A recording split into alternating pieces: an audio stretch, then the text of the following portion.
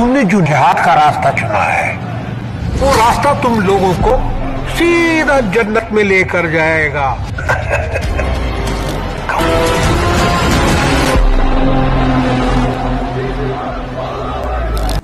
लीजिए, हिंदुस्तानी अवाम और जनता के लिए तैयार है एक नई तड़कती फड़कती फिल्म जिसका नाम 72 हूरें हैं। देखिए और मजे लीजिए। अब महीने 2 महीने इसी में सब बिजी रहेंगे। हिंदू मुस्लिम की खूब राजनीति होगी। गोदी मीडिया में इस्लाम और मुसलमानों को खूब बदनाम किया जाएगा।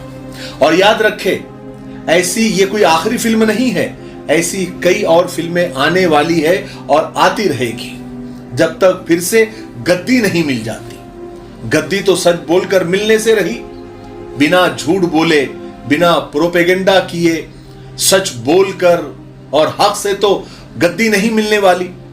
तो आपके लिए इस्लामोफोबिया पैदा करने वाली, मुसलमानों से डराने वाली, इस्लाम को बदनाम करने वाली और फिल्में तैयार हैं। कुछ बन रही है और कुछ दिनों में वो भी आप लोगों को परोस दी जाएगी। और ट्रोल आर्मी, बेरोजगार और 2-2 रुपए में ट्वीट करने वाले जो लोग हैं वो अपने काम पर लग चुके हैं। आप ट्विटर पर जाकर देख सकते हैं 72 हूरे का जो हैशटैग है वो ट्रेंडिंग में है। हमारे देश का ये दुर्भाग्य है कि हिंदू मुस्लिम किए बिना यहां कोई स्टार बन ही नहीं रहा। जिसको भी स्टार बनना है, मंत्री बनना है, गद्दी चाहिए, उसको हिंदू मुस्लिम करना ही पड़ रहा है। विकास, तरक्की, डेवलपमेंट के नाम से तो कुछ भला होने वाला नहीं है। भला होगा तो हिंदू मुस्लिम को लड़ाकर ही, नफरत फैलाकर ही, फिरका परस्ती से ही। बहरहाल आज हम 72 हूरे फिल्म में जो आ रही है उसके बारे में बात कर रहे हैं, उसके बारे में बात करने वाले हैं। इस फिल्म के टीजर को देखकर ऐसा लग रहा है और इसके कमेंट पढ़कर भी ऐसा लग रहा है कि जैसे मुसलमानों को यह कहा जाता है कि तुम कत्ल करो, तुम दहशतगर्दी करो और मर जाओ, शहीद हो जाओ और तुमको अस्सलाम वालेकुम दोस्तों, मेरा नाम है हसीब शफकत और आप देख रहे हैं हसी टीवी।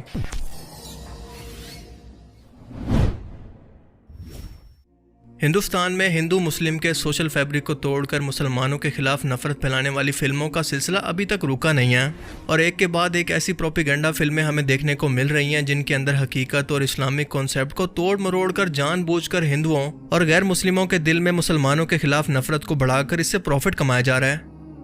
और यही नहीं बल्कि बीजेपी और आरएसएस जैसी इंतहा पसंद जमातें इन फिल्म्स को बाकायदा प्रमोट करके अपनी पॉलिटिकल कैंपेन्स के अंदर इनको शामिल कर रही हैं, जो ये साफ साफ बताता है कि ये सारी नफरत ऊपर से लेकर नीचे तक होते होते अवाम के अंदर एक प्लान के तहत ट्रांसफर की जा रही है। क्योंकि द कश्मीर फाइल्स हो या द केरला स्टोरी जिसकी हम हाल ही में भी बात कर रहे थे, इसके बाद एक नई बॉलीवुड की फिल्म भारतीय वजीर आजम नरेंद्र मोदी के एक पालतू और मुसलमानों के खिलाफ एक हिंदू एक्सट्रीमिस्ट को प्रोड्यूसर अशोक पंडिता ने तैयार किया है, जिसका नाम रखा गया है 72 हूर्स।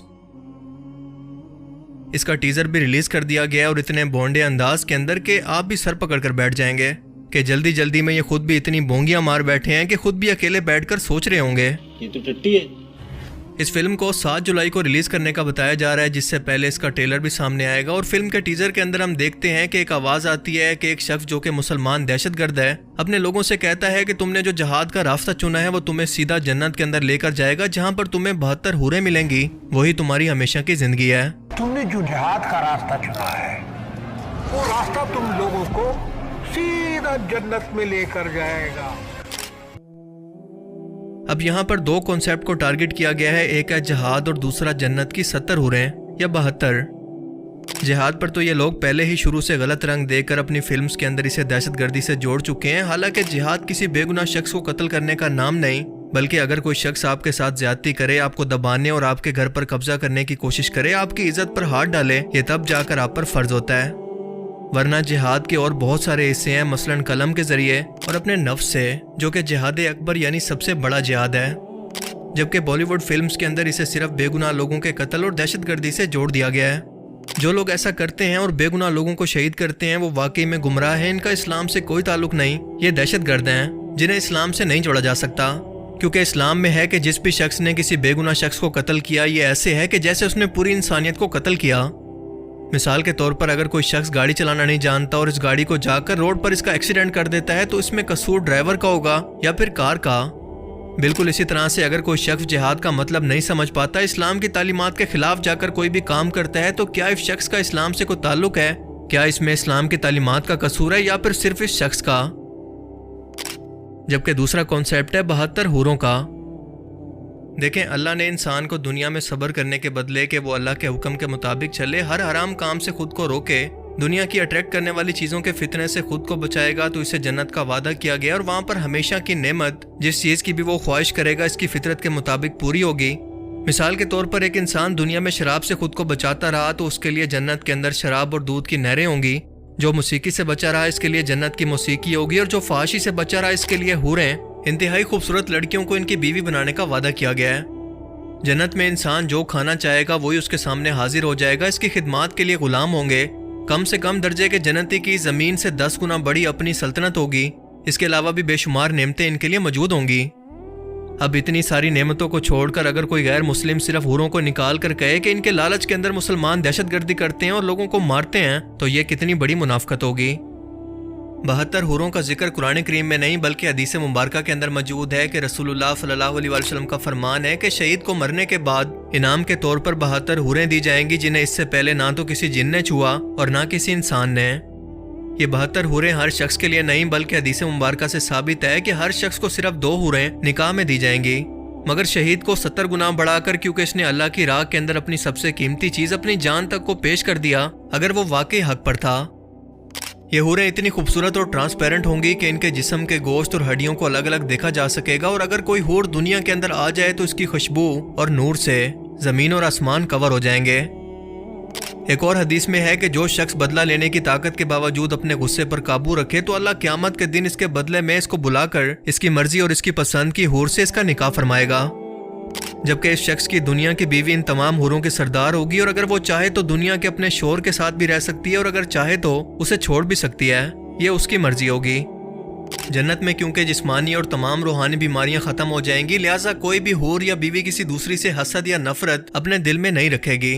लेकिन अगर जेंडर इक्वालिटी के नाम पर आज के यूरोप की औरत ये सवाल करे कि उसे भी इक्वालिटी के नाम पर 72 मर्द चाहिए, तो ये सवाल एक बाहया औरत तो कभी नहीं कर सकती। इवन के जेंडर इक्वालिटी तो दुनिया के अंदर भी औरतों को कुदरती तौर पर नहीं मिली, क्योंकि मर्द जिस्मानी तौर पर मजबूत रहते हुए एक से ज्यादा शादियां कर सकते हैं। जन्नत की औरतों के बारे में ये कहा गया है कि वो बाहया होंगी, तो अगर कोई औरत ये सवाल करे कि उसे भी जन्नत के अंदर 72 मर्द चाहिए, तो वो तो बाहया हो ही नहीं सकती, लिहाजा वो जन्नत के अंदर तो जा ही नहीं सकती।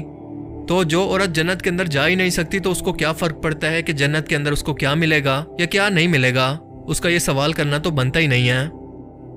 लेकिन खुशखबरी यह है कि औरतों को मर्दों से भी बढ़कर जन्नत के अंदर बहुत कुछ मिलेगा, जिसका जिक्र हदीस मुबारका के अंदर कुछ इस तरह से बयान होता है कि हज़रत आयशा से रिवायत है कि रसूलुल्लाह सल्लल्लाहु अलैहि वसल्लम ने फरमाया कि औरतों को अल्लाह ताला जन्नत के अंदर ऐसी नेमतें अता करेगा जिसका ना कभी उन्होंने तसव्वुर किया और ना कभी इनकी आंखों ने देखा। लिहाजा हमें नहीं पता कि वो क्या है, जन्नत में जाकर ही पता चलेगा। खैर, इस फिल्म के अंदर इसी 72 हूरों के कॉन्सेप्ट को बुनियाद बनाकर प्रोपेगेंडा किया गया है कि मुसलमान इन हूरों के चक्कर के अंदर ब्रेन वॉश होकर दहशतगर्दी करते हैं। टीजर में उसामा बिन लादेन, अजमल कसाब, मसूद अजहर और हाफिज सईद वगैरह का रेफरेंस दिया गया है कि ये लोग इसी चीज से अपने मुजाहिदीन का ब्रेन वॉश किया करते थे। इनका मकसद ये सब दिखाने का ये है कि हिंदुस्तान के अंदर जो हिंदू तेजी से मुसलमान हो रहे हैं, इस्लाम से मुतासिर हो रहे हैं, वो इन सब चीज़ों को देखकर इस्लाम से बदजन हो जाएं, क्योंकि वो खुद तो इस्लाम के बारे में बिल्कुल कुछ जानते ही नहीं है और ना ही रिसर्च करते हैं। तो इनके दिमाग के अंदर इस्लाम का जो भी कॉन्सेप्ट ये लोग बिठाएंगे वो उसी को बिना पढ़े सच मान लेंगे। लिहाजा इनके दिमाग में खुद से इस्लाम के खिलाफ ऐसे नफरत अंगेज कॉन्सेप्ट बिठा दो कि वो इस्लाम से बदजन हो जाएं और जहालत की मौत मर जाएं। और यही वजह है कि इस फिल्म के टॉपिक को लेकर इंडियन न्यूज़ चैनल इस पर बाकायदा एक प्राइम टाइम डिबेट भी करवा रहे हैं कि भारत का सबसे बड़ा मसला ही शायद यही है। इनके मुल्क के अंदर महंगाई, करप्शन और हंगामों को छोड़कर सबसे बड़ा मसला ही यही है। अब ये लोग बड़े सियाने हैं, ये जानबूझकर ऐसा नहीं करते, बल्कि इसके पीछे एक पूरी स्टोरी होती है, क्योंकि इस तरह के प्रोग्राम से इनकी टीआरपी बढ़ेगी और टीआरपी बढ़ने का मतलब है कि ज्यादा से ज्यादा पैसा ही पैसा होगा। दूसरा, इस फिल्म की सस्ते के अंदर प्रमोशन होगी और तीसरा, मुसलमानों के खिलाफ नफरत फैलाने का काम हकायक को तोड़ मरोड़ कर पेश किया जाएगा। ये साफ साफ इस्लाम की तालीमात को टारगेट कर रहे हैं, जबकि इनके मुल्क के मसाइल इतने हैं कि लोगों की हालत गुर्बत से बदतर होती जा रही है, महंगाई है, करप्शन है। पर नहीं, भारत का सबसे बड़ा मसला तो यही है। बस दिन रात हिंदू मुस्लिम हिंदू मुस्लिम। इस फिल्म डायरेक्टर का कहना है कि क्या होगा कि अगर मुसलमान को पता चले कि मरने के बाद किसी हूर का वजूद था ही नहीं बल्कि ये एक बुरी मौत मरा जैसे एक दहशतगर्द की होती है। ये शख्स इतने यकीन से कह रहा है कि जैसे खुद जन्नत से होकर दुनिया के अंदर वापस आया और दुनिया के लोगों को कंफर्म कर रहा हो। वैसे भी मुसलमानों को जन्नत के अंदर जो कुछ भी मिले इन्हें किस बात की फिक्र है। जिस जगह के वजूद को ये मानते नहीं है, इनको पता है कि इन लोगों ने वहां पर जाना भी नहीं, तो इसके बारे में पूछते ही क्यों हैं। और सबसे बढ़कर ये बंदा इतना क्रिएटिव है कि फिल्म का पोस्टर तक कॉपी किया हुआ है, क्योंकि ये एक हॉलीवुड की फिल्म होमलैंड से लेकर बस एआई को कहा कि इसे थोड़ा सा एडिट कर दो। और जल्दबाजी इतनी थी कि सितंबर 11 और 26/11 दोनों को ही एक साल के अंदर यानी 2011 के अंदर दिखा दिया। देखें, हिंदुस्तान में इस वक्त एक ऐसी इंतहा पसंद दहशतगर्द तबीयत की पॉलिटिकल पार्टियों की हुकूमत है जिसके मिनिस्टर तक हिंदू पंडित हैं। वो हिंदुस्तान में मुसलमानों पर प्रेशर बनाकर हिंदुओं की कन्वर्जन को रोकना चाहते हैं और इस्लाम को फैलने से रोकना चाहते हैं। ये लोग हिटलर के नक्शे कदम पर हैं कि जुल्म और प्रोपेगेंडा से सच्चाई को रोक लें, पर यह जुल्म एक दीवार की तरह है और सच है पानी की तरह। जैसे ही ये दीवार थोड़ा सा रास्ता देगी तो ये पानी या सच्चाई खुद अपना रास्ता बनाकर दुनिया के सामने आएगी। पूरी वेस्टर्न दुनिया की मिसाल आपके सामने है कि कैसे इस्लाम को दहशतगर्दी से जोड़ा गया, मुसलमानों पर जुल्म हुआ, इन्हें तबाह किया गया, इन्हें जलील किया गया। मगर आज भी पूरे मगरिब के अंदर इस्लाम सबसे ज्यादा तेजी से फैलने वाला मजहब है और यही है सच्चाई की ताकत। आप किसी शख्स को मार तो सकते हैं, इसके नजरिए को, इसकी सच्चाई को खत्म नहीं कर सकते और यह नजरिया वो अपनी अगली नस्ल को देकर जाता है। लेकिन अगर हिम्मत है तो आप लॉजिकल और फैक्ट्स की बुनियाद पर एक बड़े प्लेटफॉर्म पर इस्लाम को गलत साबित करो। और अगर ऐसा होता है तो लोग खुद ही इस्लाम से बदजन हो जाएंगे। आपको इस तरह की प्रोपेगेंडा फिल्में बनाने की जरूरत ही नहीं पड़ेगी। पर हम सभी लोग जानते हैं कि ऐसा कभी नहीं होगा। यही तो सच्चाई की ताकत है कि उसके सामने कोई टिक ही नहीं सकता। अल्लाह ताला ने अपने प्यारे नबी हज़रत मोहम्मद सल्लल्लाहु अलैहि वसल्लम से वादा फरमाया है कि ए मोहम्मद, आपके दुश्मन जो भी साजिशें कर लें, आपका दुश्मन हमेशा ही बेनिशान रहेगा। इसका जुल्म मकर ना तो पहले हमेशा कायम रहा है और ना ही आने वाले वक्त के अंदर इंशाअल्लाह कभी कायम नहीं रह सकेगा। बाकी आप इस बारे में क्या सोचते हैं, अपनी कीमती राय का इजहार कमेंट सेक्शन में जरूर करें। अब मैं मिलूंगा आपसे एक ऐसी नई इंटरेस्टिंग वीडियो में। तब तक के लिए अपना बहुत सा ख्याल रखिएगा। Thanks for watching this video.